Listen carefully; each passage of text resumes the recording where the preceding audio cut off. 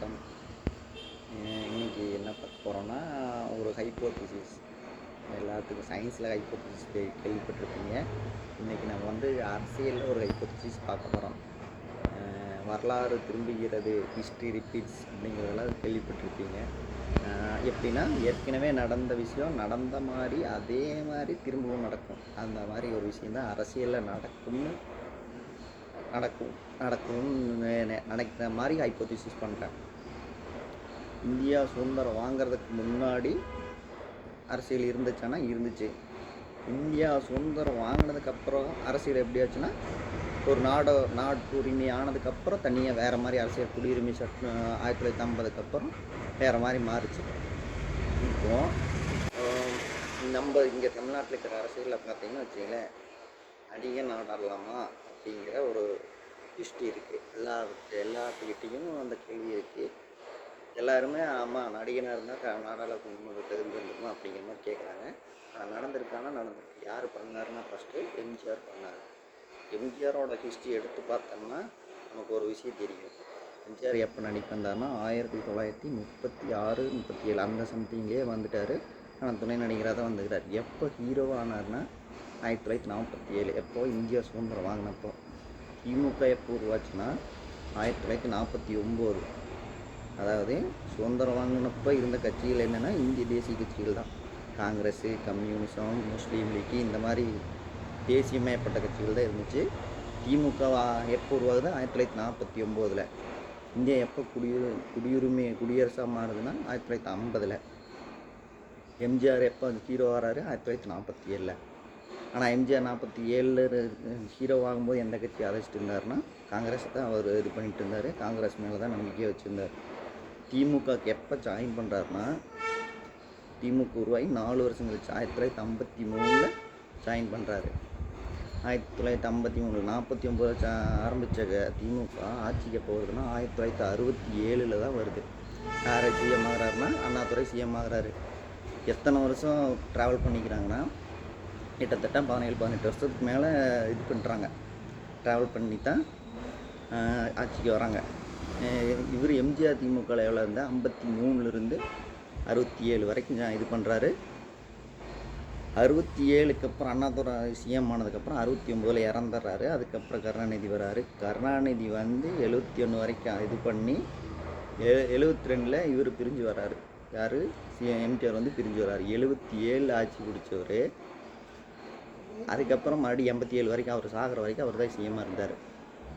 இப்போ என்ன concept, history repeats it self பண்ணும்போது, இந்திய தேசியங்கிறது 50லேருந்து தேசிய கட்சிகள்ங்கிறது 1950லேருந்து 67 வரைக்கும் கிட்டத்தட்ட 17 வருஷம் தமிழ்நாட்டில் ரூல் பண்ணிகிட்டு இருந்துச்சு. அப்போ அங்கே புதுசாக ஒரு கட்சி புது சித்தாந்தம் இந்திய தேசியத்துக்கு பதிலாக எனக்கு மாநில சுயாட்சி வேணும் அப்படின்னு சொல்லி ஒரு திமுகங்கிற ஒரு கட்சி அது தொடர்ந்து மக்கள்கிட்ட பிரச்சாரம் பண்ணி இந்த இந்திய தேசியத்தினால தான் நம்மளோட இது ஸ்ட்ரகிள்ஸ்லாம் அதிகமாகிட்டு இருக்குது அப்படின்னு பிரச்சாரம் பண்ணி அப்போ இருந்த இளைஞர்களோட மைண்டில் தனியாக நமக்கு ஒரு அரசு வேணும், மாநிலத்துக்கு சுயாட்சி வேணும் அப்படின்னு சொல்லி அவங்க 17 வருஷம் போராடி ஆட்சிக்கு வரும்போது சப்போர்ட் பண்ணது யார்? எம்ஜிஆர். அதுக்கப்புறம் அந்த கட்சிக்குள்ளே அவர் லீடராக நினச்சிட்டு இருந்த அண்ணாதுரை இறந்துடுறாரு. அதுக்கப்புறம் அங்கே உள்ளே இருந்தவங்ககிட்ட ஸ்ட்ரகிள் பண்ணி, இல்லை எனக்கு நான் தனியாக கட்சி ஆரம்பிச்சிக்கிறேன் அப்படின்னு சொல்லி எம்ஜிஆர் ஆட்சி பிடிச்சார். இப்போ ஃபஸ்ட்டு ரூலிங் பார்ட்டி யார்? தேசிய கட்சி.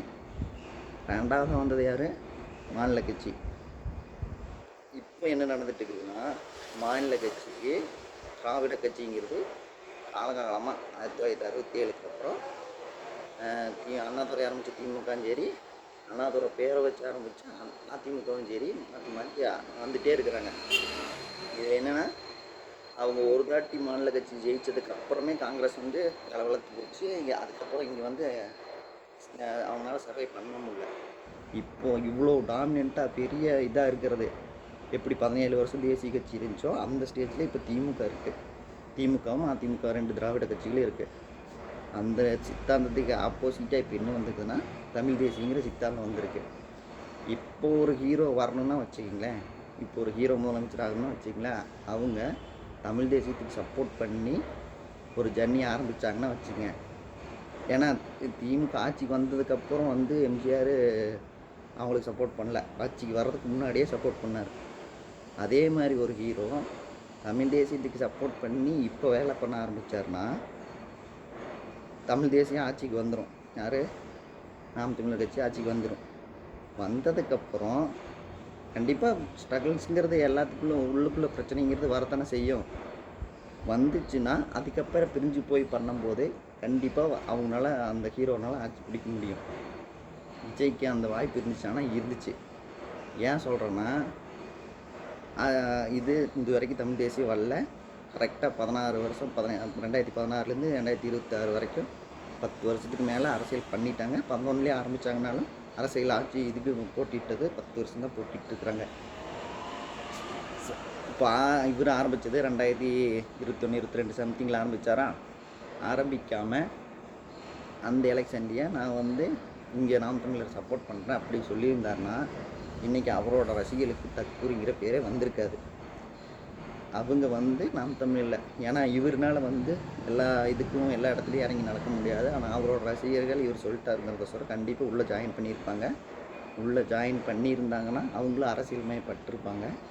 அரசியல்மயப்பட்டிருந்தாங்கன்னா நாளைக்கு சண்டை வந்து இவர் பிரியும் போது, ஆமாம் தன்னால் என் தலைவன் உங்களுக்காக தானே சப்போர்ட் பண்ணி வந்துட்டு இருந்தார், இப்போ நீங்கள் தப்பு பண்ணுறீங்க அதனால் என் தலைவன் பிரிஞ்சு வரான், என் தலைவன் உங்கள் கொள்கையிலெல்லாம் எதுவும் மாறுபடல, உங்கள்கிட்ட இருக்கிற பர்சனல் பிரச்சனைனால தான் வெளியே வரான்னு பறந்துருப்பாங்க.